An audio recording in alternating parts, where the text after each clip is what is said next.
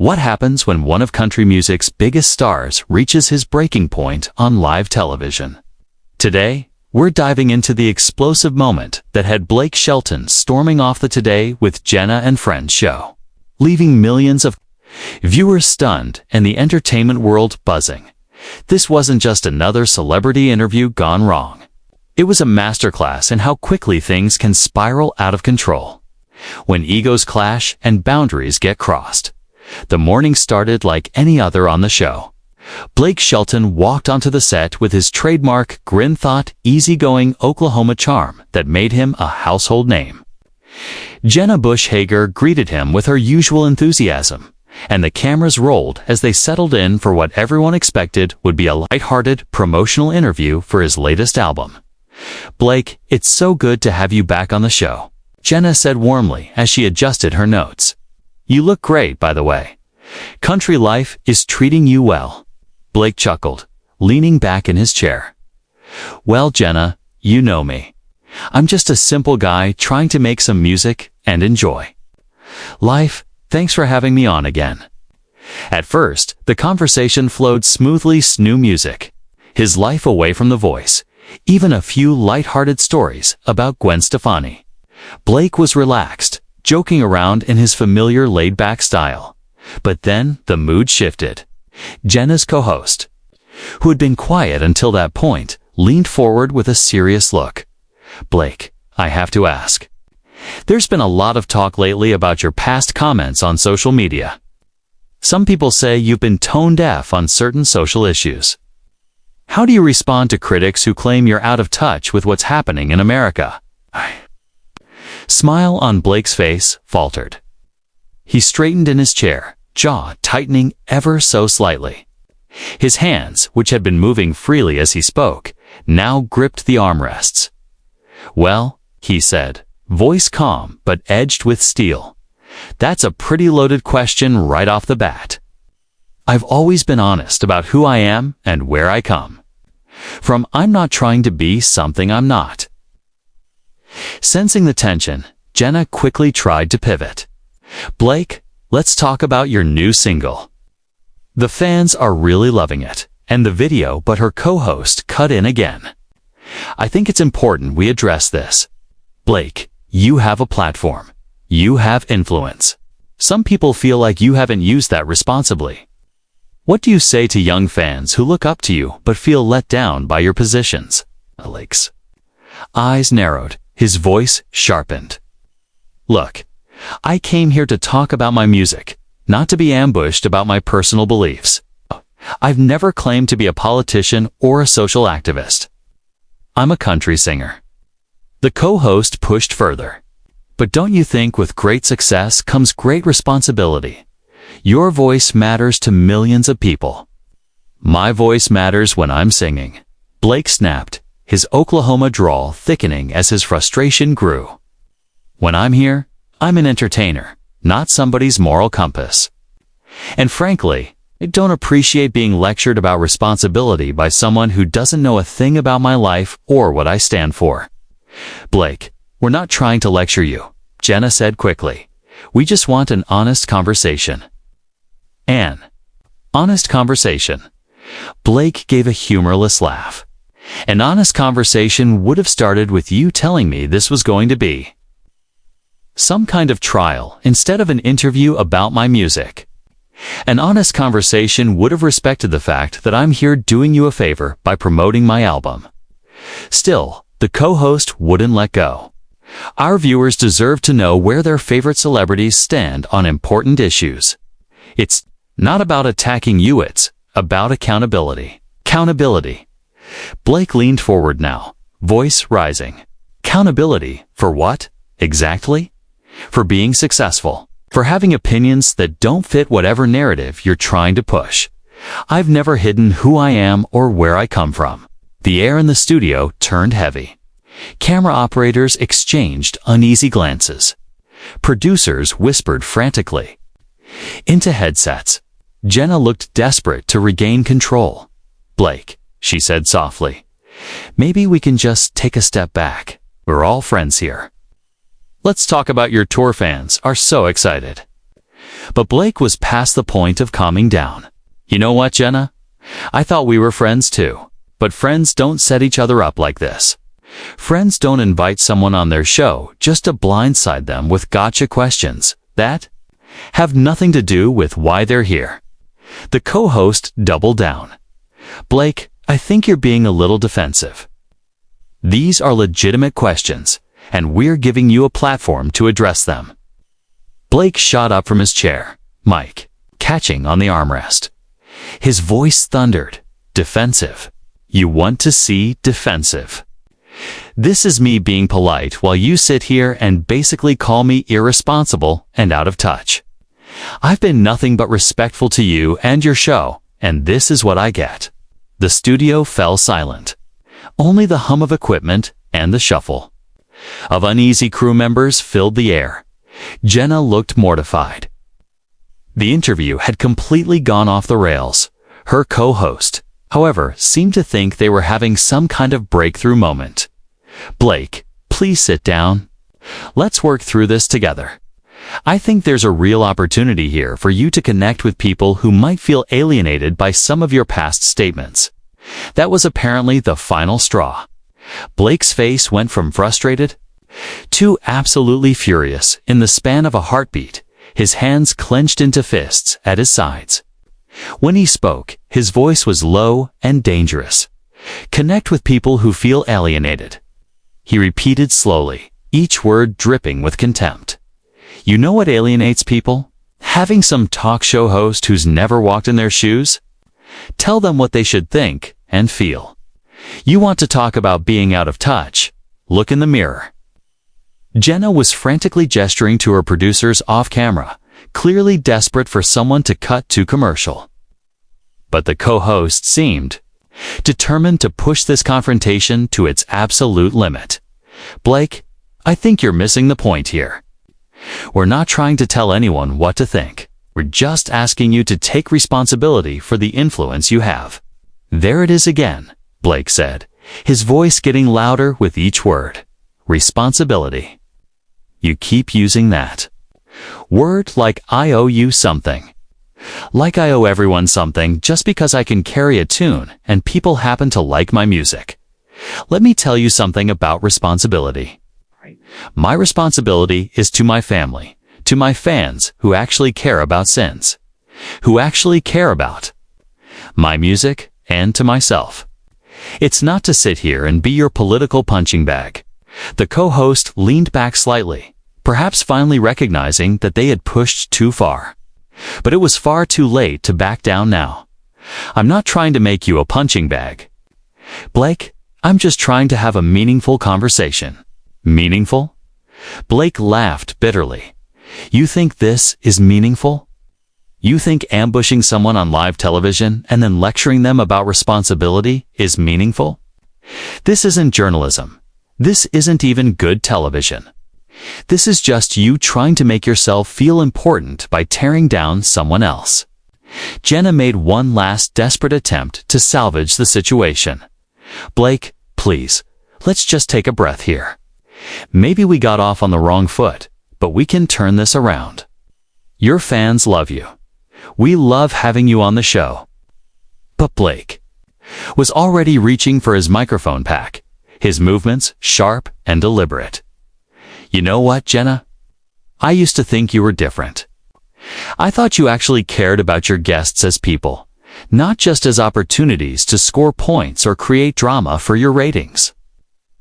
Blake, that's not fair, Jenna protested, her voice cracking slightly. You know, that's not what this is about, isn't it? Blake challenged, his eyes blazing as he looked between Jenna and her co-host. Then explain to me why I walked in here thinking I was going to talk about music and instead got treated like I'm running for office. Explain to me why every question has been designed to make me look bad or put me on the defensive. The co-host, incredibly, decided to interrupt again. Blake, I think you're being overly sensitive here. These are questions that any public figure should be prepared to answer. Blake stopped what he was doing and stared at the co-host with complete disbelief. Overly sensitive. Did you just call me overly sensitive for not wanting to be ambushed on your show? I'm just saying that if you can't handle tough questions, maybe you shouldn't be doing interviews.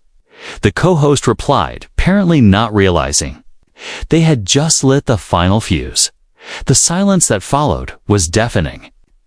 Blake stood perfectly still for a moment, and everyone in the studio seemed to be holding their breath.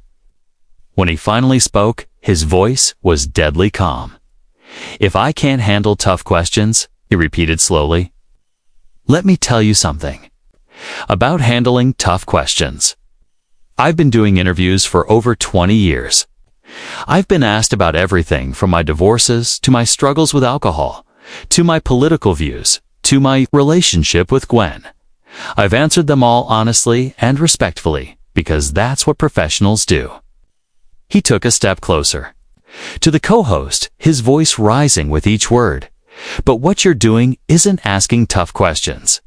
What you're doing is trying to create a moment, trying to get a reaction, trying to make me lose my cool so you can have your viral clip. Well, congratulations, you got what you wanted. Blake, please. Jenna tried once more, but he held up a hand to stop her. No, Jenna, I'm done. I came here in good faith to promote my music and maybe have some fun with people I thought were my friends. Instead, I get treated like I'm some kind of villain who needs to be taken down a peg. He started walking toward the edge of the set, pulling his microphone pack completely off as he moved. You want to know what's really irresponsible? It's using your platform to attack people instead of celebrating them. It's forgetting that the person sitting across from you is a human being with feelings, not just content for your show. The co-host, somehow still not getting the message, called after him, Blake, running away isn't going to solve anything. Why don't you stay and defend your positions? Blake stopped dead in his tracks and slowly turned around. The look on his face was one that anyone who had ever crossed him would recognize, a mixture of hurt, anger, and complete disgust. Defend my positions, he said, his voice dangerously quiet. Defend them to who? To you. Someone who clearly made up their mind about me before I even walked through that door. Someone who thinks their job is to be judge, jury, and executioner instead of just asking questions and letting people speak for themselves. He shook his head and let out a laugh that held no warmth whatsoever. You know what the real problem is here? It's not that I won't defend my positions. It's that you never had any intention of actually listening to them. You just wanted to trap me, to make me look bad, to score your points. Jenna was now visibly upset, tears forming in her eyes as she watched one of her favorite guests completely lose faith in her show. Blake, I never wanted this to happen. Please don't leave like this. For a moment, Blake's expression softened slightly as he looked at Jenna. I know you didn't, Jenna. But this is what happens when you let people with agendas hijack your show. This is what happens when you stop treating your guests like people and start treating them like political targets. He glanced back at the co-host with undisguised contempt. And as for you, I hope whatever you think you accomplished here was worth it, because you just burned a bridge with someone who has never been anything but respectful to you and your show. The co-host still seemed to think they held the moral high ground. Blake, I think you're overreacting. All I did was ask some questions that people want answered. Questions that people want answered. Blake's voice rose to nearly a shout.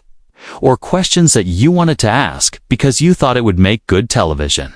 Because there's a big difference between serving your audience and serving your own ego.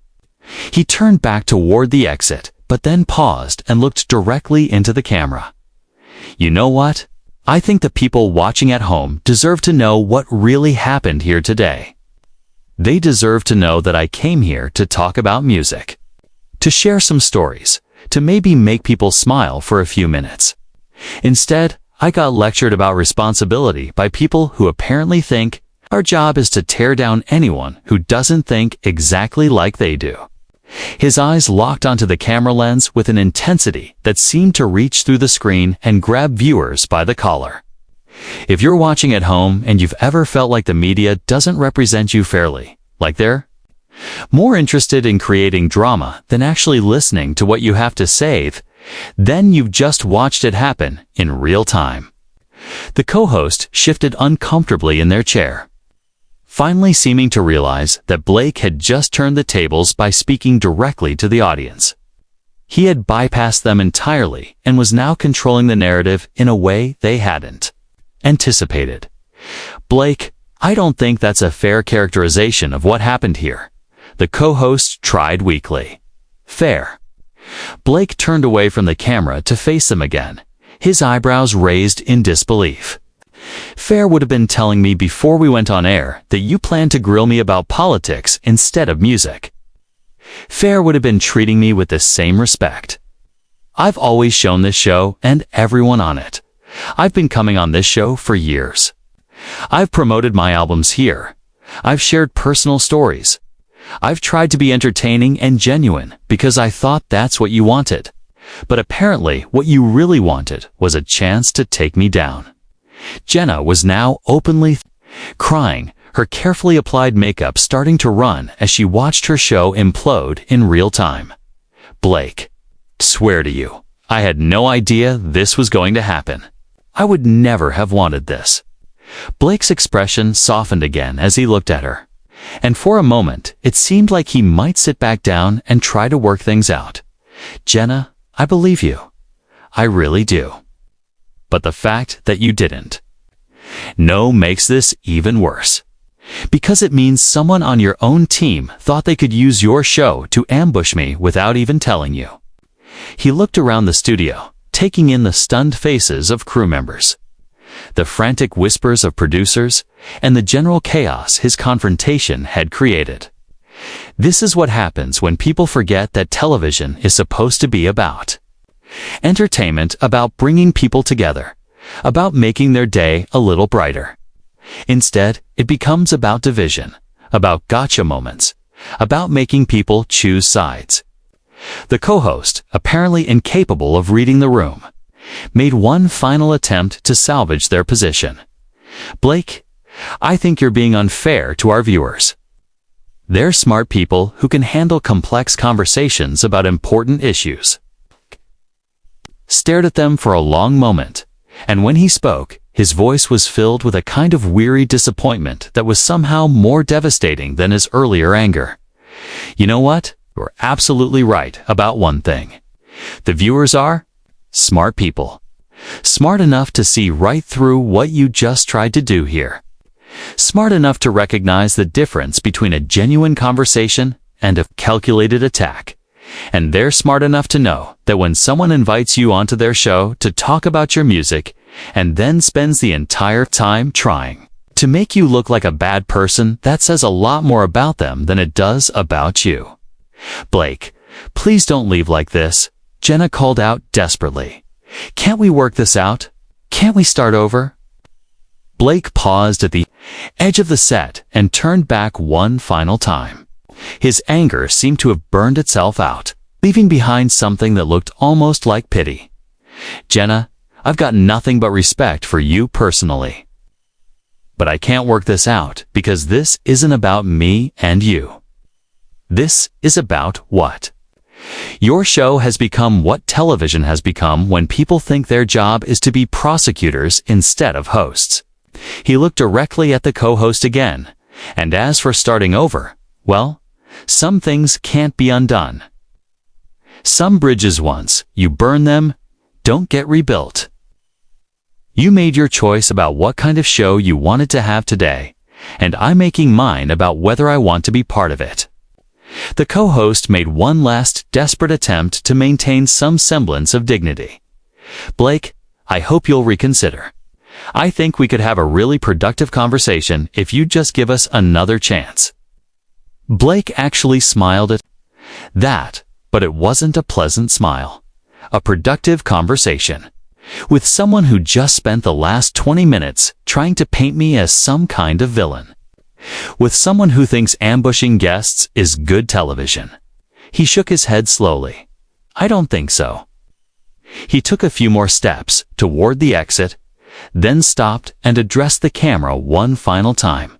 To anyone watching who's ever been a fan of my music, who's ever enjoyed the songs or come to a concert, or just had a good time listening to country music, I want you to know that this isn't about you. This is about a media culture that's forgotten how to treat people with basic decency and respect. I'll keep making music because that's what I love to do. I'll keep performing because I love connecting with people who appreciate what I do, but I won't keep subjecting myself to this kind of treatment from people who think their platforms give them the right to attack anyone who doesn't fit their narrative. Blake, I promise you, Jenna pleaded. If you'll just stay, we can fix this. We can have the conversation you came here to have. Blake looked at her with genuine sadness. Jenna, the conversation I came here to have was about music, about joy, about sharing something positive with people. That conversation died about 15 minutes ago, when your co-host decided to turn this into a political inquisition.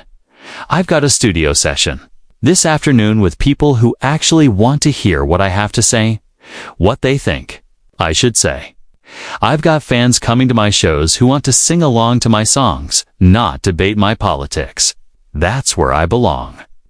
Not here getting lectured by someone who thinks they know better than I do about my own life. The co-host, incredibly still, couldn't resist getting in one last word. Blake, I just hope you'll think about what we discussed here today. I hope you'll consider how your words and actions affect other people. Blake stopped dead in his tracks.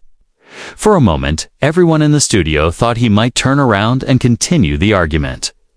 Instead, he spoke without looking back, his voice carrying clearly across the silent set. You want to know what affects other people. Treating them like human beings instead of political targets. Showing them respect instead of trying to tear them down for ratings. Building them up instead of looking for ways to make them look bad. He finally turned around one last time. Maybe you should think about how your words and actions affect other people, because today, they cost this. Show a guest who always tried to be nothing but professional and respectful.